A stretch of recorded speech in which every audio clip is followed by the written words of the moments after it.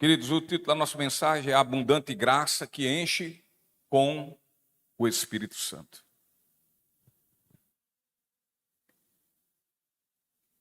E Atos, capítulo 4, versículo 32 ao 37.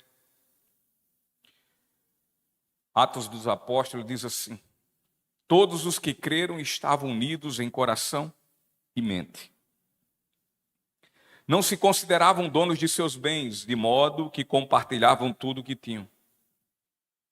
Com grande poder, os apóstolos davam testemunho da ressurreição do Senhor Jesus, e sobre todos eles havia grande graça. Entre eles não havia necessitados, pois quem possuía terras ou casas, vendia o que era seu, e levava o dinheiro aos apóstolos, para que dessem aos que precisavam de ajuda. José, a quem os apóstolos deram o nome Barnabé, que significa filho do encorajamento, era da tribo de Levi e tinha nascido na ilha de Chipre. Ele vendeu um campo que possuía e entregou o dinheiro aos apóstolos. Queridos, o contexto aqui é que o dia de Pentecostes já havia acontecido. Os pecadores, milhares de pecadores, tinham recebido o perdão e, consequentemente, o Espírito Santo de Deus habitava em suas vidas. A igreja, então, agora, ela se formava, tomava forma, e essa igreja, ela encontrava-se cheia do Espírito Santo. E por quê? Porque crescia em número e em graça. Seus membros dedicavam-se no ensino dos apóstolos, na adoração a Deus. Eles se encontravam firmes na palavra e entregues à constante oração. Ou seja, ali era uma comunidade cristã que exercia uma relação de plena. E, portanto, eles usufruíam, de alguma forma, da plena simpatia destas pessoas que testemunhavam o amor mútuo, evidenciado pelo interesse que tinha eles um pelos outros. É como se aquelas pessoas que ainda não faziam parte da igreja passavam e olhavam para aquela comunidade em sua união e diziam: vejam como eles se amam. Vejam como eles têm cuidado um com os outros. Eles eram cheios da abundante graça do Senhor, repletos e transbordantes pelo Espírito Santo. O amor e a alegria e a paz reinavam em seus corações. Queridos, o Espírito de Deus, ele não somente habitava naquelas pessoas, mas governava as suas vidas. Era quem os dirigia. Eles se submetiam ao Espírito que habitava neles. Houve então um ajuntamento de muitas pessoas, onde ali, naquele momento, eles ouviram Pedro pregando, cheio de autoridade. Não era aquele Pedro lá de trás, já era um outro Pedro. Não era o Pedro medroso, que recuou, que negou Jesus. Mas ali estava um Pedro cheio da autoridade e do poder de Deus, levando uma mensagem completamente cristocêntrica. E tendo como resultado a conversão e salvação, naquele momento, de aproximadamente 3.000 pessoas. E Pedro, levado pelo Espírito Santo de Deus, e também pela mensagem do poder do verdadeiro evangelho, repito, verdadeiro evangelho, então ele, de forma corajosa, com muita ousadia, ele brada o nome de Jesus, afirmando ele a todas aquelas pessoas que em nenhum outro nome, exceto no seu nome, ou seja, no nome de nosso Senhor Jesus Cristo, exceto no nome dele, poderá haver salvação para um pecador. Aqui estava uma igreja comissionada, ou seja, responsabilizada. E por quem? Pelo Senhor.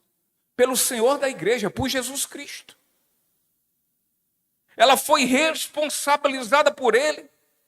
E então, cheia do poder do Espírito Santo, mediante a graça de Deus que abundava em suas vidas, elas deram partida, deram início a uma sublime e esplendorosa aventura missionária que dura até os dias de hoje. Ainda não terminou. O bastão foi passado para outros. O bastão foi passado para tantas outras igrejas espalhadas no mundo, em especial também, assim como também a Igreja Evangélica Batista Comunhão. Vocês conhecem ela? Pronto. Também foi passado para a gente essa responsabilidade de dar sequência a essa estrondosa e gloriosa aventura missionária. Ocorre que o que parecia maravilhosamente tranquilo, bonito,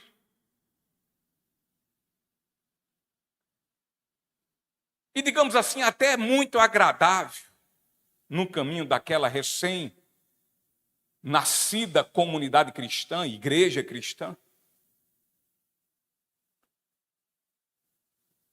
quando deu início ela ao propósito do dono da igreja, pelo fato dela ter nascido, dela passar a existir, quando ela colocou-se nesse caminho, fazendo o que o Senhor havia dito para que fizesse, consequentemente a isso, levanta-se então uma grande tempestade contra aquela igreja, um tsunami, ao ponto de ameaçar a sobrevivência daquela igreja, queridos. E assim, por isso ter acontecido, dar-se início a uma grande perseguição contra a igreja de Cristo.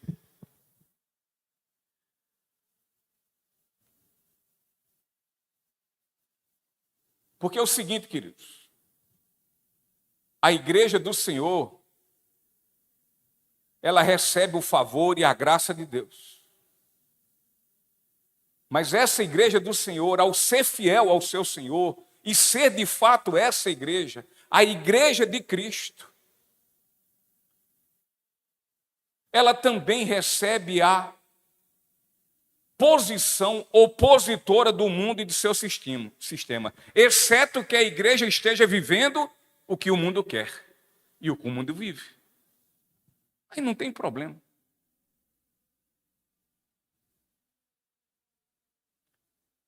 Contudo, meus queridos, aquela igreja não se deixou intimidar.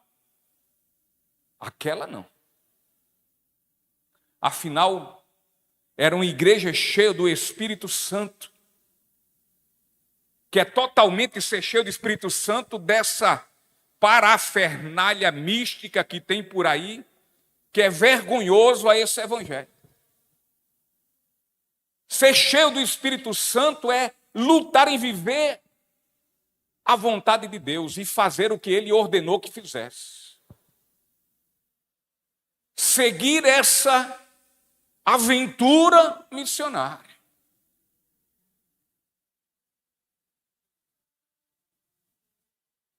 E diante do que aqui nós já discorremos, eu quero atentar junto com vocês para algumas sublimes verdades no que diz respeito ao texto que agora apreciamos. E a primeira verdade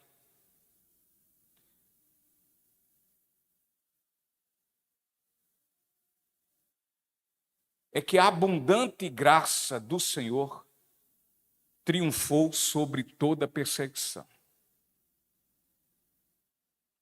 Versículo 1 desse mesmo capítulo ao versículo 4. Diz assim: enquanto falavam ao povo, Pedro e João foram confrontados pelos sacerdotes, pelo capitão da guarda do templo e por alguns saduceus. Os líderes estavam muito perturbados porque Pedro e João ensinavam ao povo que em Jesus há a ressurreição dos mortos. Eles os prenderam e, como já anoitecia, os colocaram na prisão até a manhã seguinte. Muitos que tinham ouvido a mensagem creram, totalizando agora cerca de 5.000 homens. 5.000 homens. O grupo de religiosos dos saduceus, esse grupo foi um dos ferrenhos perseguidores da igreja, meus irmãos. Eles, primeiro por quê? Porque eles não esperavam Messias algum. E tampouco criam na ressurreição dos mortos na pessoa de Cristo Jesus, como era dessa forma apregoado por aqueles discípulos, pelos discípulos do Senhor. Era um grupo, inclusive, que estava debaixo das ordens, portanto, eram subservientes ao Império Romano, que temia pelo ensino dos apóstolos. Eles haviam transformado o templo de Deus em quê? No local de vendas, no mercado. Eles transformaram o templo de Deus num covil de ladrões. Como hoje em muitas igrejas existe isso. Eles transformaram o templo do Senhor numa praça de comércio, num mercado público.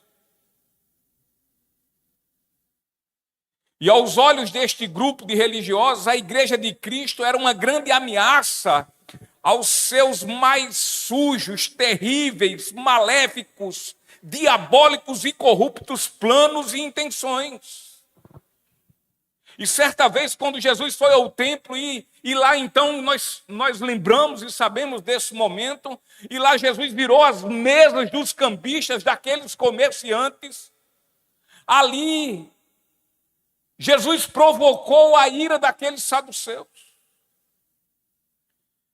Jesus passou a ser aqueles saduceus uma ameaça aos seus prestígios, aos seus privilégios, aos seus ganhos.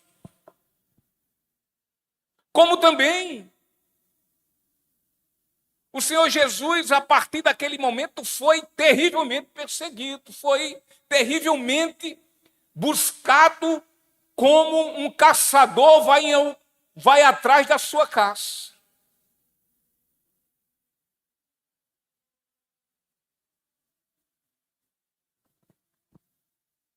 E, portanto, os líderes da igreja estavam diante de uma profunda perseguição.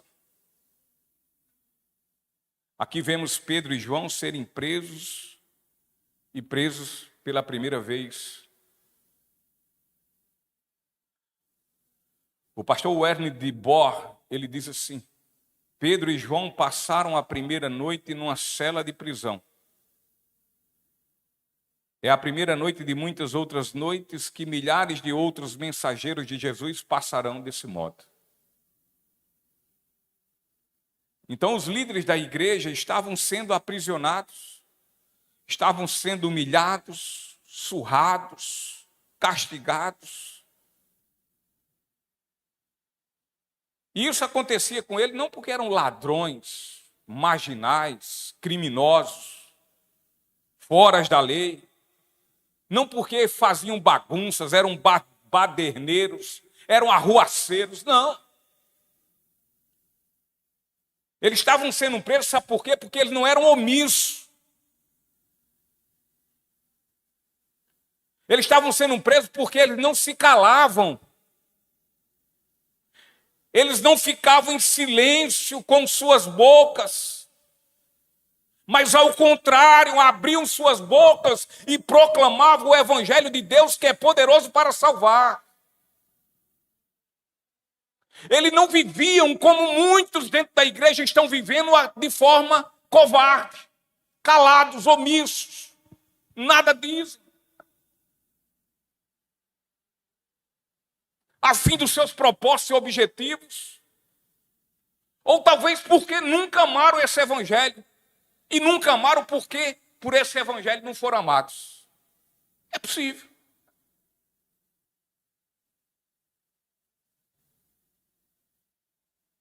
Porque uma igreja que é fiel e leal ao Senhor, uma igreja que busca a sua palavra, uma igreja que persiste numa vida de oração, uma igreja que luta em agradar a Deus, ao seu dono, ao seu proprietário, ao seu Senhor. Não venhamos ter qualquer dúvida que esta igreja, ela despertará uma grande oposição nesse mundo.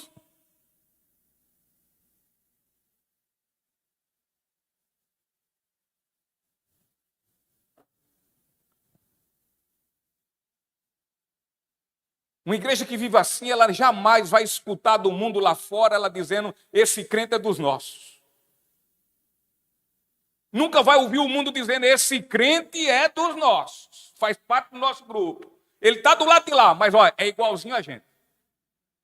Mas ao mesmo tempo está conosco.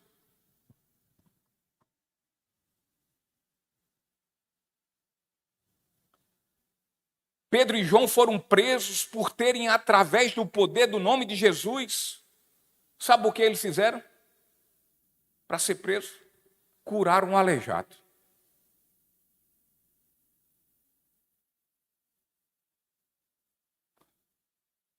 Usaram da força, da presunção, do poder, das legalidades e também de ilegalidades do mundo. E assim pegaram aqueles homens e lançaram eles na cadeia, prenderam.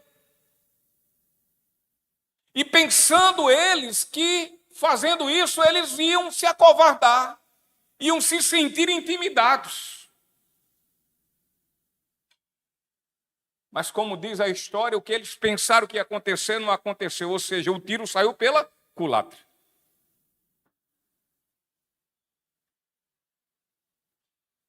Isso em nenhum momento os intimidou. A oposição do mundo não fez com que eles parassem. A oposição do mundo não os deixaram medrosos, inconstantes. Não os fizeram andar cambaleando, trôpicos. Mas ao contrário, diante de tudo isso, eles foram intrépidos, eles foram corajosos. Eles morderam a língua e disseram, eu vou e continuar. O sangue pode dar na canela.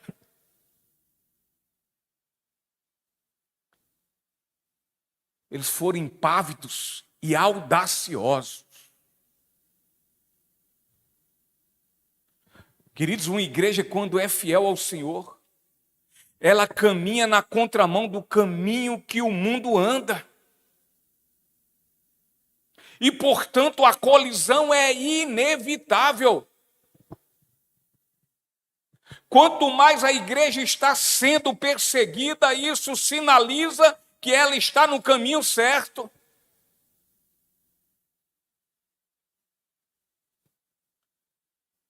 E se essa igreja está no caminho certo, aí sim ela está cheia do Espírito Santo.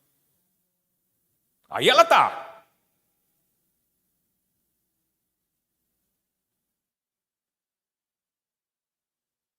E se ela está cheia, se ela está cheia, porque antes ela foi cheia pela abundante graça de Deus. Porque não há quem possa ser cheio do Espírito Santo sem antes ter sido cheio pela abundante graça de Deus. Ter experimentado dessa graça. Ter passado pelo novo nascimento.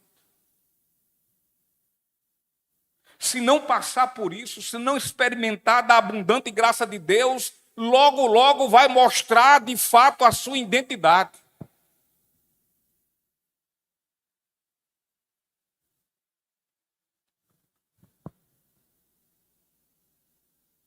Pode ser pastor, pode ser diácono, pode ser presbítero, pode fazer parte do departamento de louvor, pode ter sido batizado. Se não passou por esse processo, se não experimentou da abundante graça de Deus, vai mostrar quem é. Ou seja, o que sempre foi.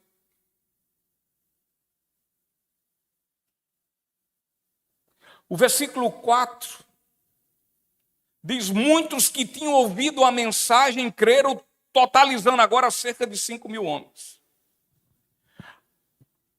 A prisão dos nossos irmãos, queridos irmãos, Pedro e João, os apóstolos Pedro e João, não evitaram que ocorressem conversões.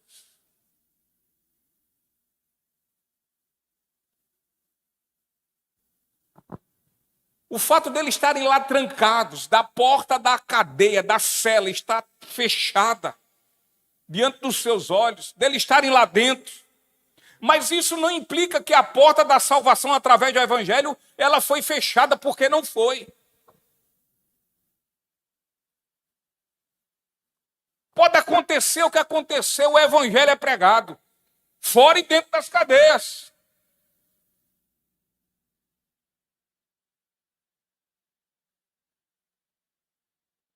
Ao contrário, queridos.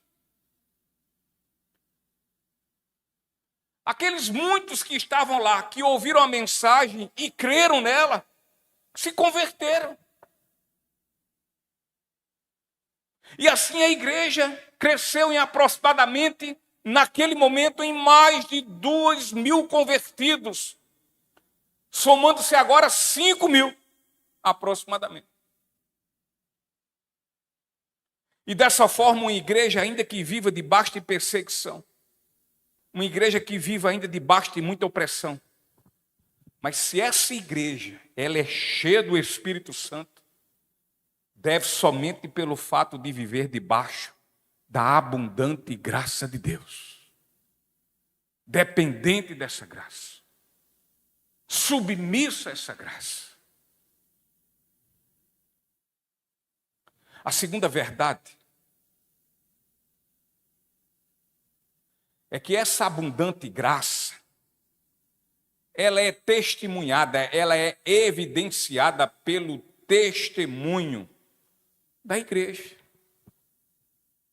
da própria igreja. Versículos 7 ao 12 diz: mandaram trazer Pedro e João e os interrogaram: com que poder ou em nome de quem vocês fizeram isso? Cheio do Espírito Santo, Pedro lhes respondeu: autoridades e líderes do povo, estamos sendo interrogados hoje porque realizamos uma boa ação em favor de um aleijado, e os senhores querem saber como ele foi curado. Saibam os senhores e todo o povo de Israel que ele foi curado pelo nome de Jesus Cristo Nazareno, a quem os senhores crucificaram, mas a quem Deus ressuscitou dos mortos. Pois é a respeito desse Jesus que se diz: a pedra que vocês, os construtores, rejeitaram, se tornou a pedra angular. Não há salvação em nenhum outro, não há nenhum outro nome debaixo do céu e em toda a humanidade, por meio do qual devemos ser salvos. Uma noite preso. Imagine naquela época como eram as cadeias. Se hoje já não vale nada, naquela época, com aquela tirania do Império Romano.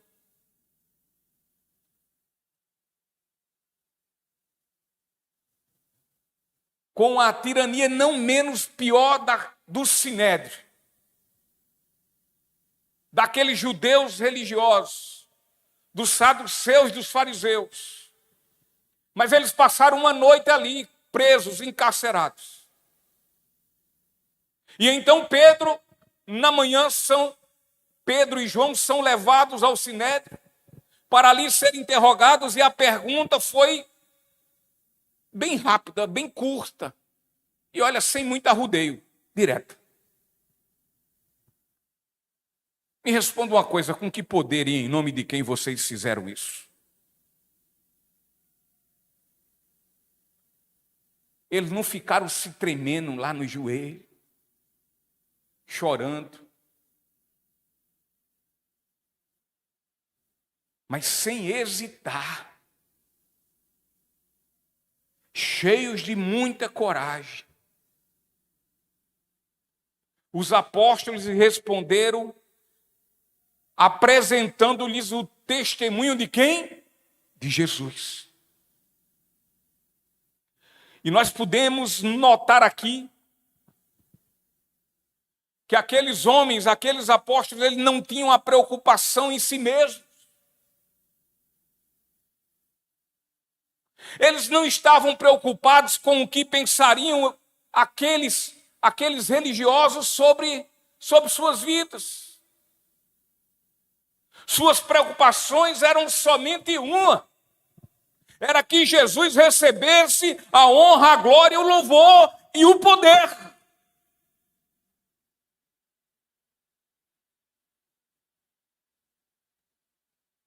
Em suas memórias, por certo, eles se lembravam das palavras de promessa do seu Senhor e de seu Salvador. Que está escrito lá em Lucas capítulo 21, versículo do 12 ao 15. Antes de tudo isso, porém haverá um tempo de perseguição. Vocês serão arrastados para sinagogas e prisões, e por minha causa serão julgados diante de reis e governadores.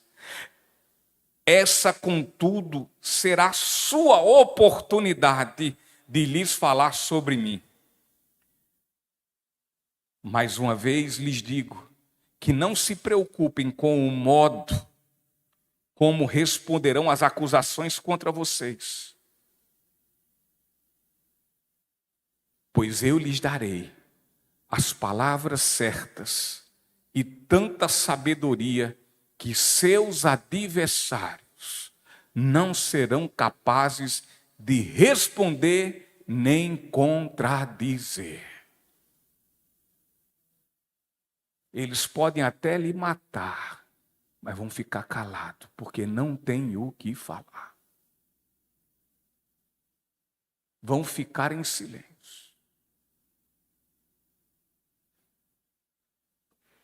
Eles não vão ter como contrapor. Eles vão falar os besteróis, as injustiças dele.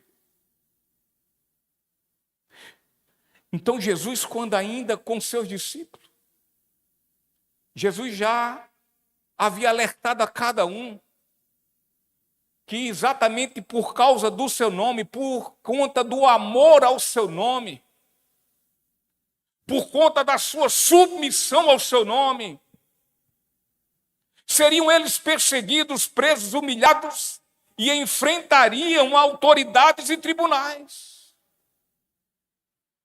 Disse-lhes também que seriam estes momentos para eles oportunidades de darem testemunho ao seu respeito. E a gente fica procurando, cheio de perna, um momento de falar de Jesus.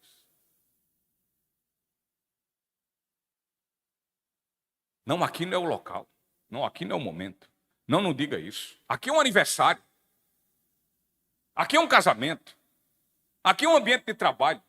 Não, aqui a gente está lá em lazer, está jogando uma pelada, um futebol. Aqui não é hora. Talvez o que a gente está precisando é desse tipo de oportunidade para falar no nome de Jesus. Então, ainda que sob profundas perseguições, ainda que recebendo açoites em praça pública, ainda que sendo presos, injustiçados, ainda que sendo eles mesmo mortos, mas a igreja não negava Jesus, a igreja não se omitia a dar testemunho de Jesus, a igreja, queridos, ao contrário, tornou-se muito mais corajosa e ousada. Coisa que hoje a gente não está vendo. A gente está vendo uma igreja medrosa, sem coragem, negligente, voltada para si próprio, seu próprio umbigo.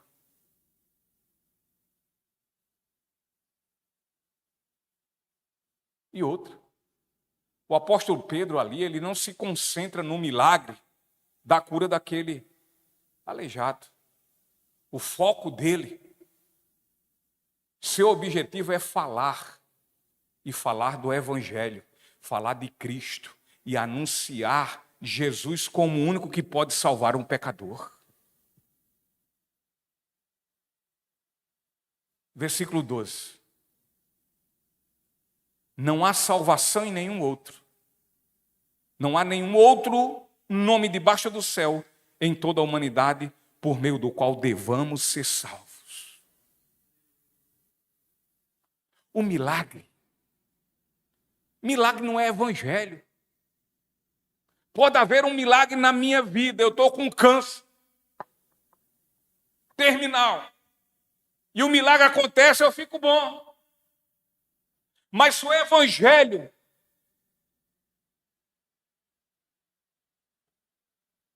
não exercer o seu poder sobre mim, a fim de me salvar, a fim de trazer a mim a consciência do pecado que me condena, e de que só no nome de Jesus eu posso ser salvo, e portanto eu me arrependa e me lanço nos braços dele, reconhecendo de todo o coração que ele é o meu Salvador e Senhor. Eu posso ser curado de 200 milhões de câncer, mas eu vou para o inferno.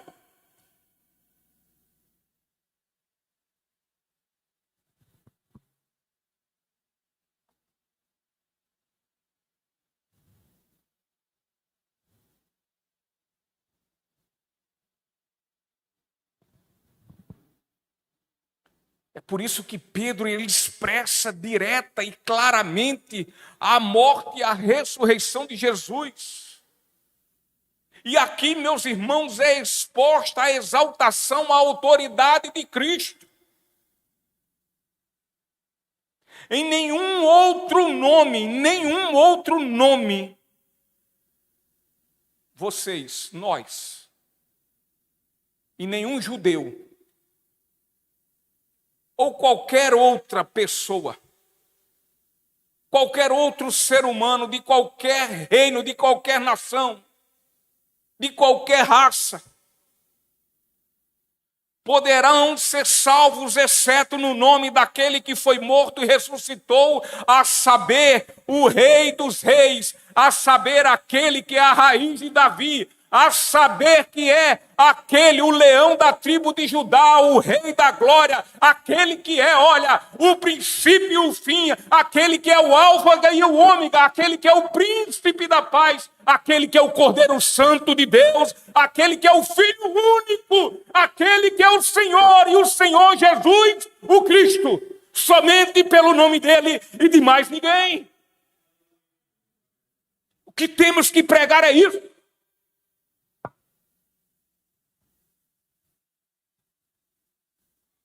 E se sua pergunta é quando? Já. Que momento? Todos.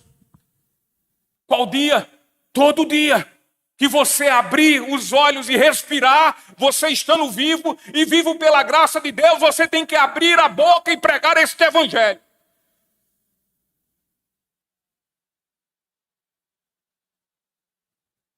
Não é abrir a boca e dizer, Deus vai me dar um emprego, Deus vai me fazer isso, Deus vai me passar no Enem, Deus vai fazer desse jeito. Não. Ele pode fazer tudo isso. Mas isso não lhe salva. E não salva ninguém.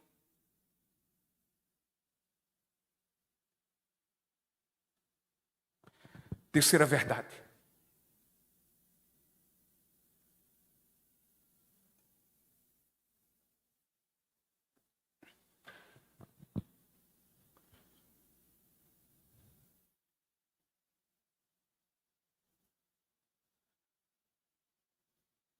Essa abundante graça, ela evidencia também numa igreja que ora fervorosamente. Tem muita gente vindo para o culto de oração e não está orando. Eu não sei o que é que está vindo ver aqui. Fico olhando para o tempo. Fico olhando para tudo no mundo.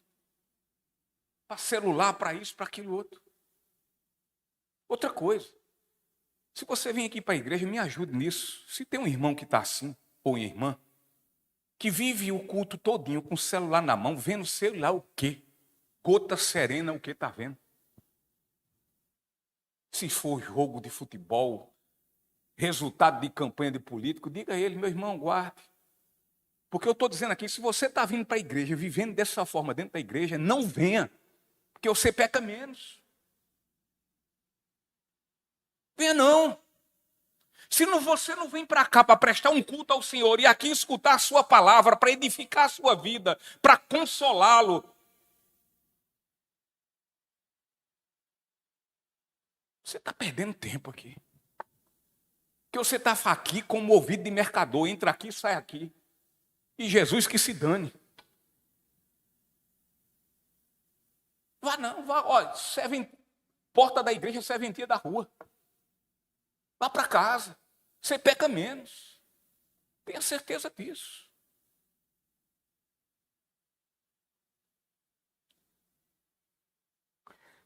Então a abundante graça evidencia numa igreja que ora fervorosamente. E dessa forma vive sublimes experiências com Deus.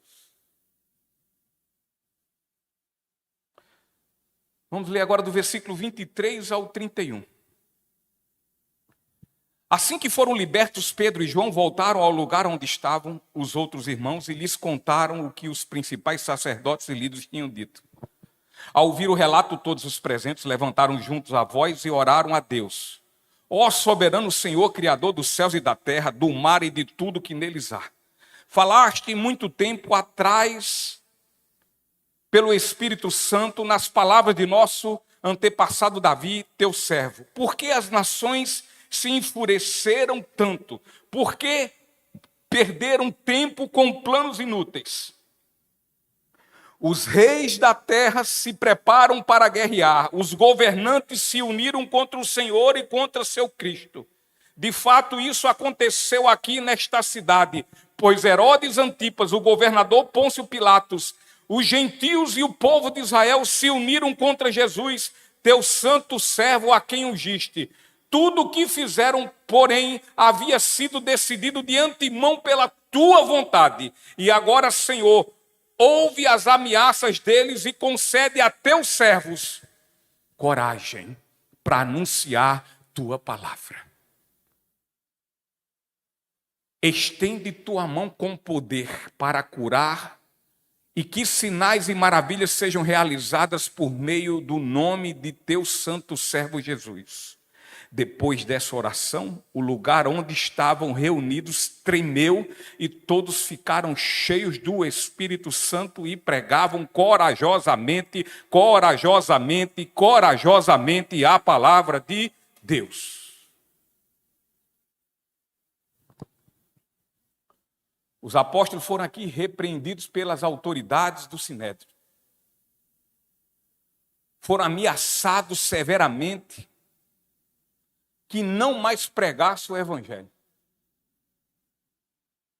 No que Pedro de planos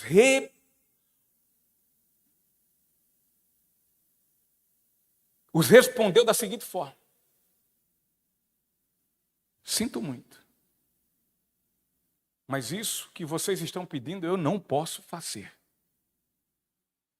Pois como poderei deixar de obedecer a Deus para obedecer homens? Ao serem soltos imediatamente, eles foram aos irmãos, se reuniu com seus parentes e amigos em Cristo, ou seja, se reuniu com quem? Com a igreja. Com a igreja. Não foi com o mundo, não, com a igreja.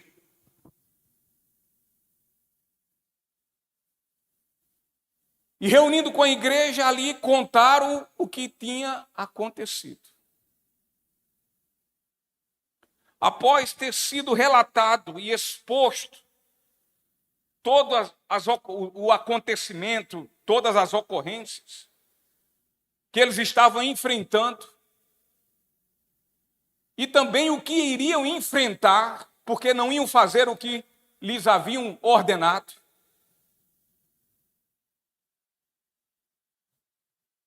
o que é que aquela igreja faz? Fica chorando pelos cantos. Eu vou abandonar. Eu não vou mais para a igreja. Eu não vou mais fazer isso, eu não vou fazer mais aquilo. Não. Eles deram-se as mãos.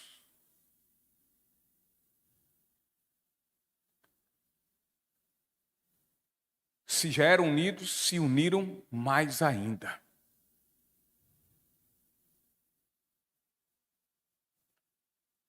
E no entendimento que nada podiam fazer,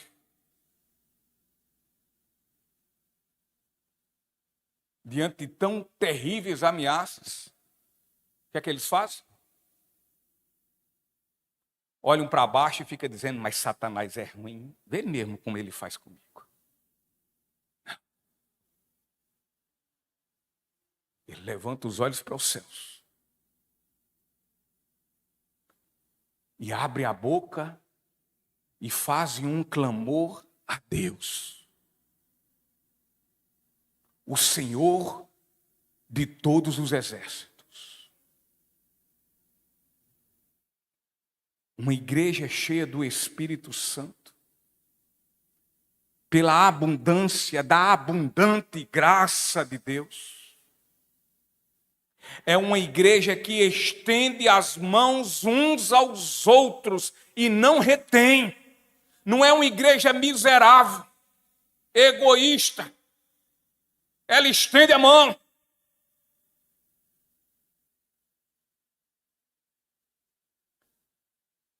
Ela é uma igreja que quando se pede oração, ela ora.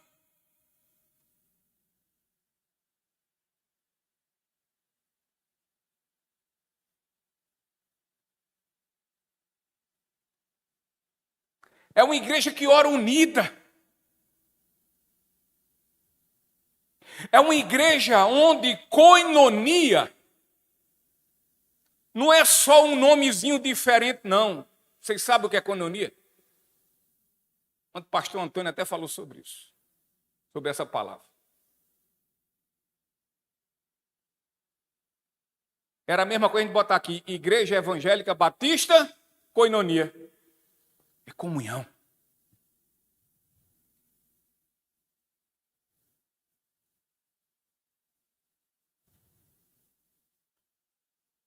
Koinonia para ela não é só um nomezinho bonito, não. Mas expressa realmente toda a sua comunhão.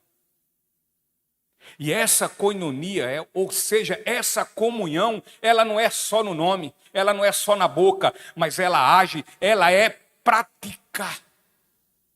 Ela é a ação. Ela não é só da boca para fora.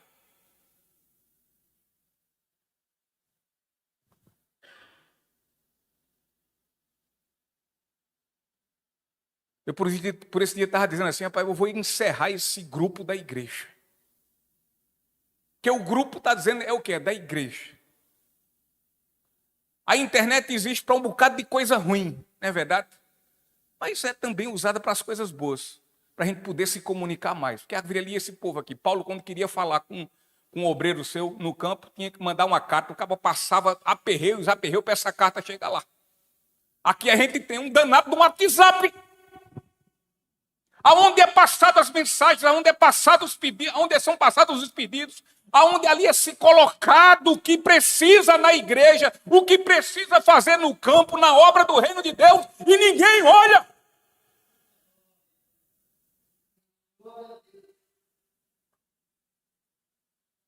Se precisa levantar uma coisinha para fazer um cachorro quente, um cuscuz, alguma coisa para um evangelismo, ninguém olha.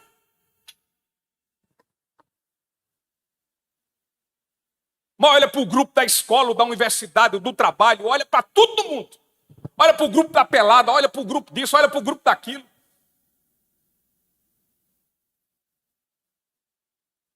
Tá bom de acabar, meu. Para quê? Só para a gente ficar irritado e pecando? Agora, quando quer oração, bota lá.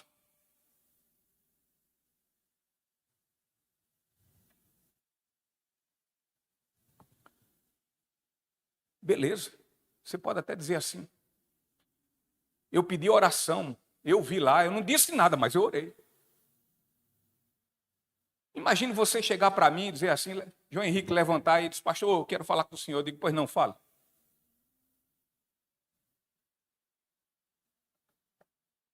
Aí depois que ele falar, aí ele silencia e eu não digo mais nada. É bom? Não é. Isso é falta de altruísmo, de bem-querer, de lançar mão. Se somos, não temos que ser uma igreja que vive em coinonia por conta de um nome, não. Temos que ser uma igreja que vive em coinonia por conta de Cristo, porque o amor de Cristo nos une.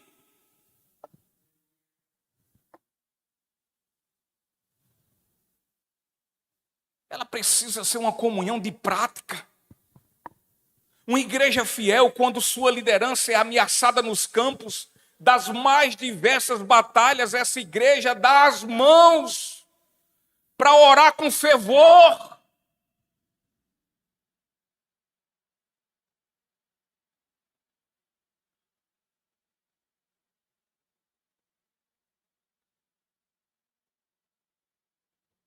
Essa igreja, quando viu e também experimentou as perseguições e lutas, e que também muitas outras haveriam de vir, essa igreja não se acovardou, não, ela não foi frouxa. Ela pode ter chorado, ela pode ter se visto fraca, porque nós somos fracos. Mas ela não parou, ela buscou o Senhor da força e do poder. O Senhor que é zeloso, o Senhor que é fiel às suas promessas, o Senhor que diz, eu jamais vos deixarei.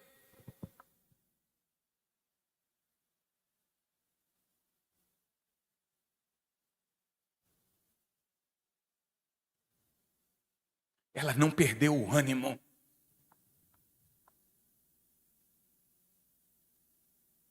Ela atentou para o que o Senhor Jesus disse, no mundo o pau vai quebrar. Mas sejam corajosos, intrépidos e não frouxos.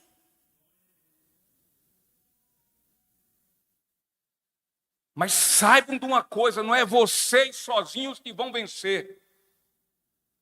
Confiem em mim. Porque eu venci o mundo.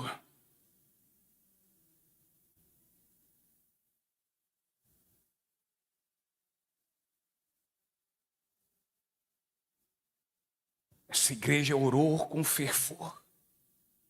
Ela entregou-se em plena união em oração. O texto diz que eles disseram, ó soberano Senhor, Criador dos céus e da terra, do mar e de tudo que nele há. Vê a quem eles estavam pedindo ajuda e força. Há um Senhor que é soberano, que é todo poderoso.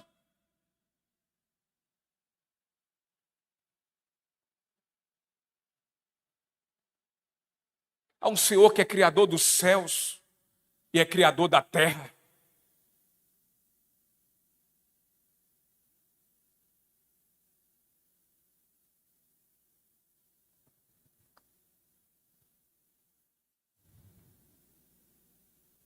A oração daquela igreja indica a certeza de quanto o Deus da vida deles, Ele é poderoso, Ele é soberano. E seja qual for a situação que estivessem vivendo, ou viesse a viver, mas tudo estava sobre o controle da sua poderosa mão. Versículo 25. Falaste muito tempo atrás pelo Espírito Santo nas palavras de nosso antepassado Davi, teu servo, porque as nações se enfureceram tanto, porque perderam tempo com planos inúteis. Queridos, eles também sabiam que em nada dessas coisas havia alguma novidade. Eles lembraram do Salmo 2, o Salmo messiânico, e Jesus já os havia dito.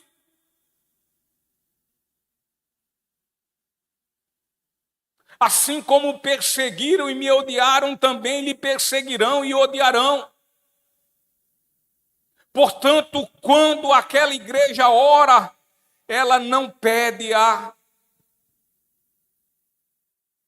cessão da perseguição, que a perseguição se extingue, que os sofrimentos parem, mas ela pede a abundante graça para que elas possam testemunhar em meio a todas estas perseguições e sofrimentos. Aquela igreja não pede que as lutas se acabem, se findem, mas que em meio a elas, assim como foi com Pedro, tenham feliz e privilegiada oportunidade de pregar o Evangelho. E o versículo 31 diz: depois dessa oração, o lugar onde estavam reunidos tremeu e todos ficaram cheios do Espírito Santo e pregavam corajosamente a palavra de Deus.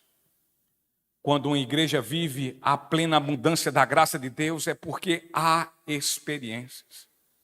É porque há vida em toda a plenitude do Espírito Santo. Ela é cheia do Espírito Santo.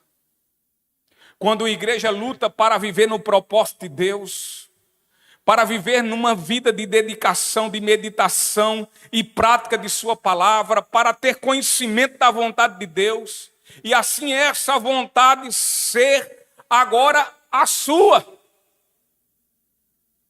Conhecer a vontade dele, para a gente lutar para que essa vontade seja a nossa também. Essa igreja, quando ora, ela ora como deve se orar. Ela ora pedindo que a vontade de Deus seja na sua vida e não que a sua vontade seja feita no céu e na terra. Portanto, quando é dessa forma que uma igreja procede diante do seu Deus, quando ela ora ao céu, o céu se abre. Quando ela ora ao céu, a glória do soberano desce e todos dessa igreja ficam cheios do Espírito Santo. Uma igreja que é cheia de si mesma é uma igreja que todos resistem. Uma igreja cheia de soberba, arrogante. Todos resistem. Não faz diferença.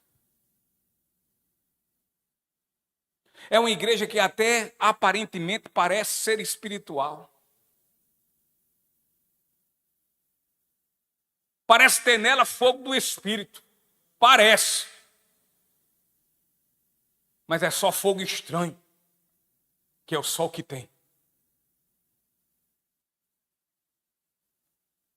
É um fogo estranho, sabe por quê? Porque é um fogo que não ilumina nada em meio às trevas. É igual às trevas. É uma igreja em que o mundo tem resistência a ela. Mas uma igreja que é cheia do Espírito Santo, ela passa a ser uma igreja irresistível. Esse tipo de igreja não teme a ninguém.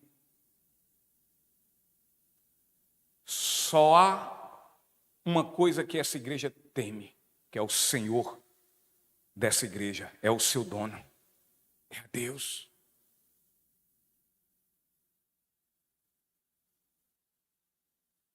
Essa igreja, ela não corre, feito um calfra frouxa. Falsidade. O troço ruim é quando a gente passa a ser falso.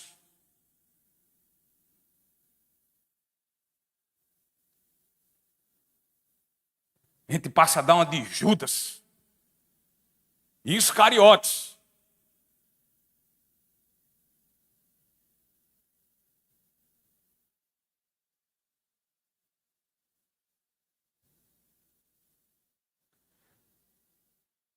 Vivendo a verdade, expressando a glória do Senhor. Para poder expressar a glória do Senhor, tem que viver essas coisas que a gente canta.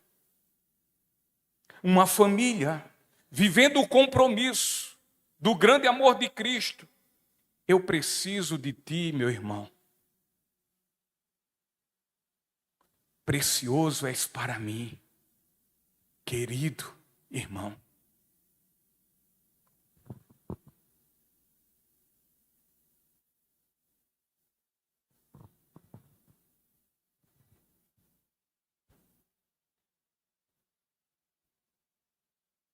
Mas na hora de abençoar, acabou, irmão. Um biguinho aqui. Sou eu e sou eu. Se precisar, pede ajuda. Mas se precisarem de ajuda, não contem comigo.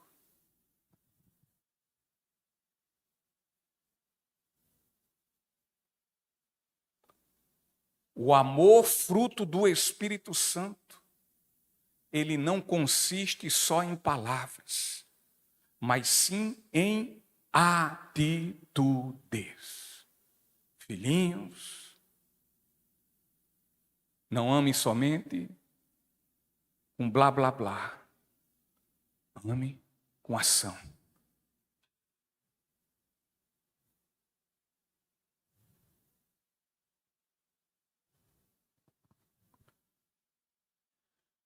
Comunhão onde não existe compartilhamento pode ser tudo. Tudo que você pensar e imaginar, menos comunhão. A unidade da igreja sem solidariedade pode ser tudo, menos uma igreja unida. Como é que pode dividir Cristo? Porque o corpo é dele. Se divide Cristo, divide.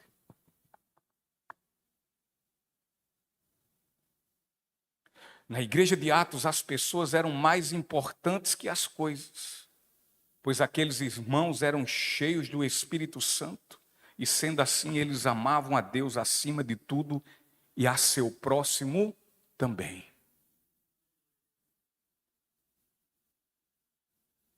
Como é que nós estamos vendo isso aqui na nossa vida, no nosso dia a dia?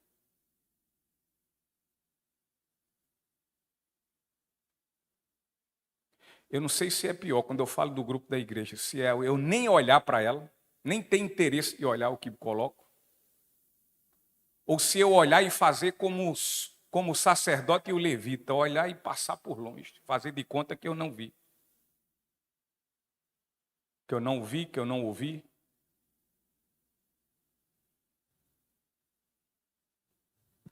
Versículo 36, finalizando. José, a quem os apóstolos deram o nome Barnabé, que significa filho do encorajamento, era da tribo de Levi e tinha nascido na ilha de Chipre. Ele vendeu um campo que possuía e entregou o dinheiro aos apóstolos. A igreja de Atos, claro que assim, adorava a Deus. E eu adorava amando as pessoas.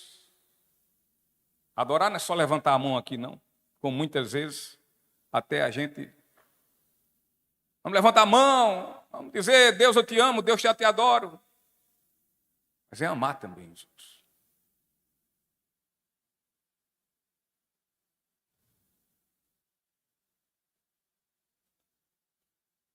é amando os outros e não usando os outros também.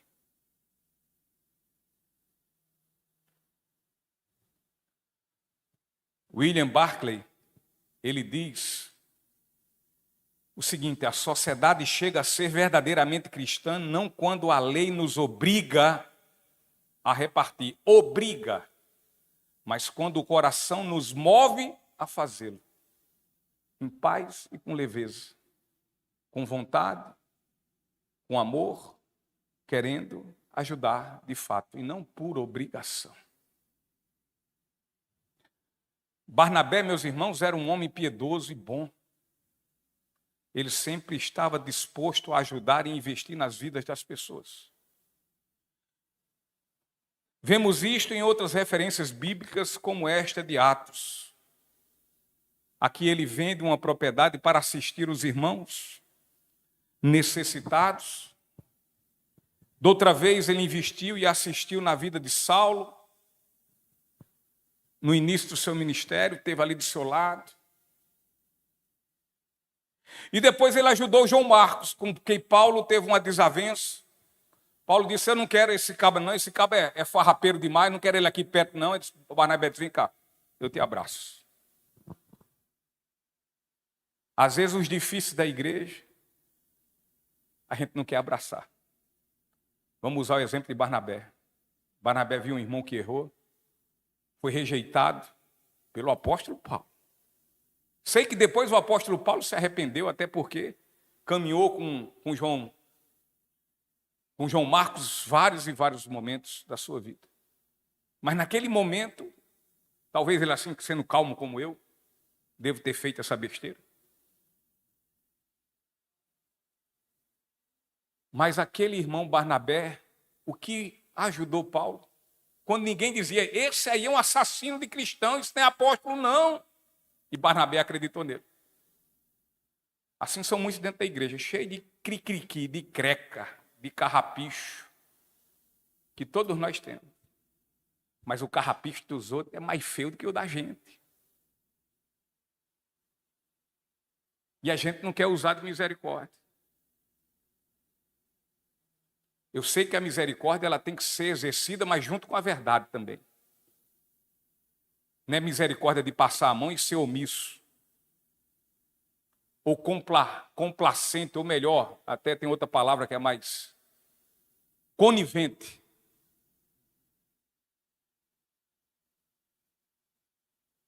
Que possamos exercer esse tipo de amor de Barnabé pelos mais complicados da igreja. E outra coisa, nós somos complicados também. Eu e você. É porque a misericórdia de Deus se renova toda manhã. Senão nós complicados já estávamos do inferno para dentro. Hoje eu botei um texto. O perdão que você exerceu para alguém, ele não é maior do que o perdão que Deus exerceu sobre sua vida.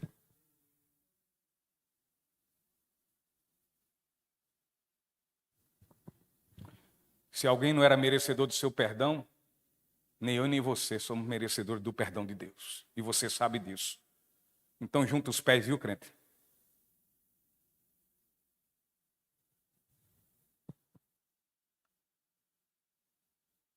Os cristãos daquela igreja, estou terminando, tenham paciência comigo hoje.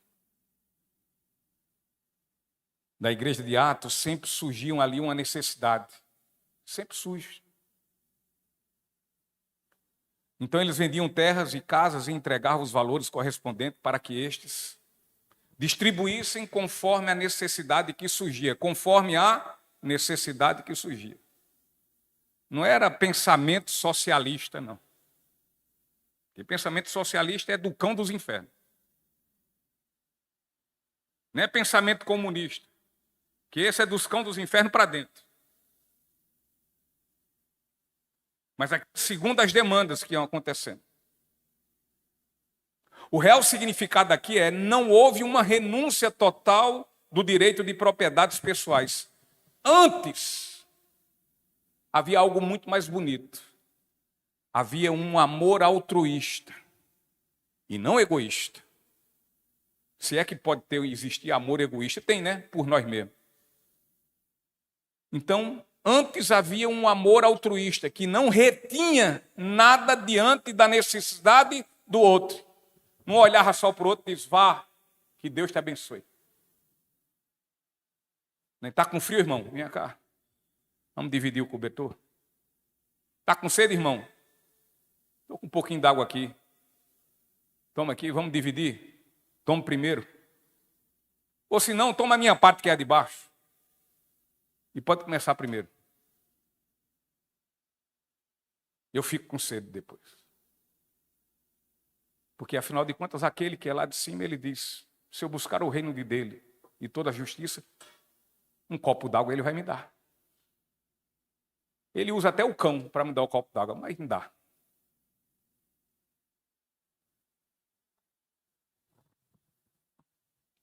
Ministério de Louvor, por favor.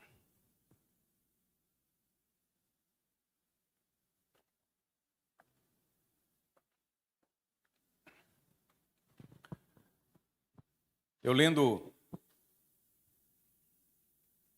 o comentário do pastor William MacDonald, achei interessante demais. Ele disse que quanto a isso aqui que nós estamos falando, que Lucas falou, o evangelista lá falou aqui em Atos, em especial, nestes versículos iniciais, o pastor William MacDonald, ele diz que quanto a isso, o evangelista Lucas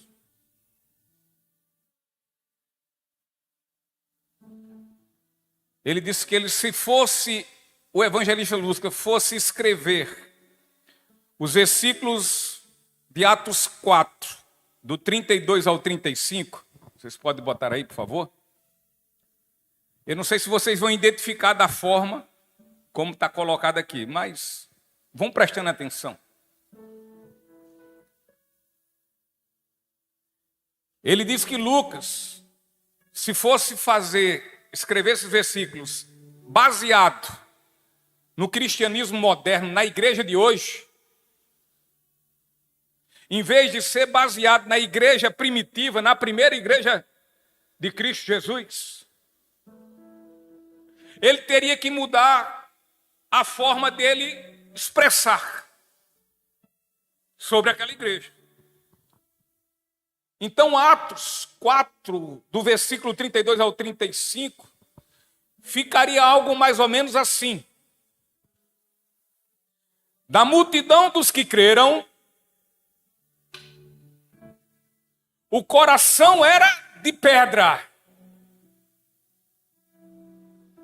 e a alma endurecida. Todos consideravam todas as coisas que possuíam exclusivamente suas. Tudo lhes era conforme o modismo da época. Com grande poder, davam testemunho de quê? Dos encantos do mundo. E em todos eles havia abundante egoísmo.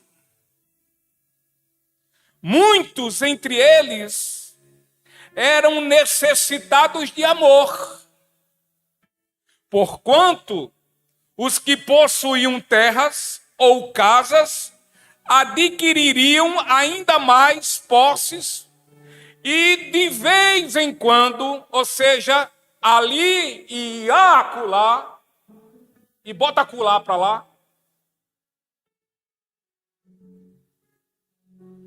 eles iriam entregar uma pequena parcela para o bem comum, ou seja, uma esmola.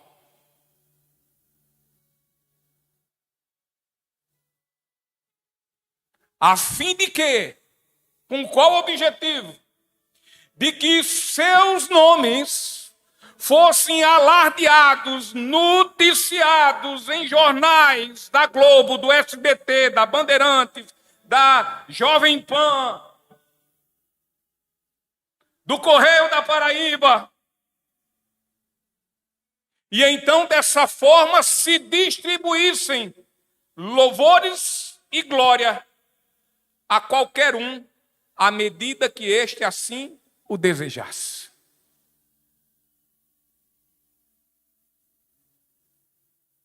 Assim, Lucas expressaria a igreja moderna, o cristianismo moderno, dessa forma.